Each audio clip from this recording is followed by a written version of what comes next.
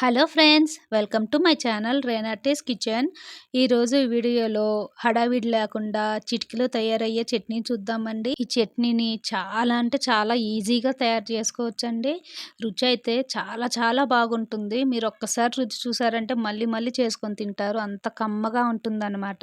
మీరు రెగ్యులర్గా చేసుకునే చట్నీ బదులు ఒక్కసారి ఇలా ట్రై చేయండి. సో వీడియో పూర్తిగా చూసి నచ్చితే ఒక లైక్ చేయండి. మరి చూసేద్దాం ఆ రెసిపీ. ముందుగా మిక్సీ జార్లోకి ఇలా అరచిప్ప కొబ్బరి కట్ చేసి తీసుకున్నాను. చక్కగా కడిగి తీసుకున్నానండి. ఇది ఒక అరచిప్ప అయితే సరిపోతుంది. సో ఇది మిక్సీ జార్లోకి వేసుకున్న తర్వాత ఇందులోకి సగం ఆనియన్ వేసుకున్నానండి. ఇది మీడియం సైజు, చిన్నదైతే ఫుల్ వేసుకుంటే సరిపోతుంది. అలాగే ఒక 5 టీ స్పూన్లు పుట్నాల పప్పు వేసుకున్నాను. అలాగే రుచికి సరిపడా ఉప్పు, 1/2 టీ స్పూన్ కారము, తగినన్ని నీళ్లు పోసుకొని ఇలా ఫైన్గా గ్రైండ్ చేసుకోవాలండి. ఎక్కడ పలుకులు లేకుండా గ్రైండ్ చేసుకోవాలన్నమాట. ఈ వీడియోలో చూపిస్తున్నాను చూసారా, ఇలా అన్నమాట. మరి పల్చగా చేసుకోకూడదు. సో ఈ కన్సిస్టెన్సీ ఉంటే సరిపోతుంది. ఇప్పుడు ఈ చట్నీని ఒక గిన్నెలోకి ట్రాన్స్ఫర్ చేసుకుందామండి.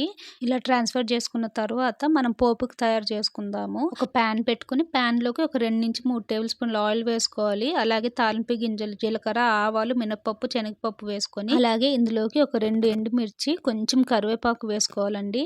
వేసుకున్న తర్వాత ఈ పోపుని తీసుకొని మనం చట్నీలో వేసుకోవాలి. చట్నీని ఎప్పుడు పోపులోకి వేసుకోకూడదండి. ఇక్కడ మనము పుట్నాల పప్పు వాడాం కదా, సో వేడి వేడి తాలింపు వేయడం వల్ల చట్నీ గడ్డలు కట్టే ఛాన్సెస్ ఉన్నాయన్నమాట.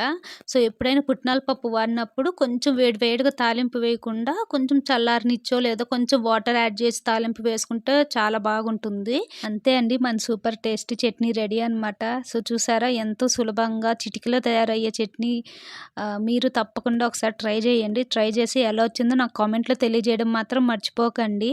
సో అలాగే నా ఛానల్ కనుక కొత్తగా విజిట్ చేస్తుంటే సబ్స్క్రైబ్ చేసుకోండి. అలాగే పక్కనే ఉన్న బెల్ ఐకాన్ని క్లిక్ చేయండి. దాని ద్వారా నేను అప్లోడ్ చేసే వీడియోస్ నోటిఫికేషన్స్ మీ వరకు అందుతాయి. ఈ వీడియోలో చూస్తున్నారు చూసారా, ఇడ్లీలు, ఇన్స్టెంట్ ఇడ్లీలు అనమాట. ఈ వీడియో కానీ మన ఛానల్లో త్వరలో పోస్ట్ చేయబోతున్నాను.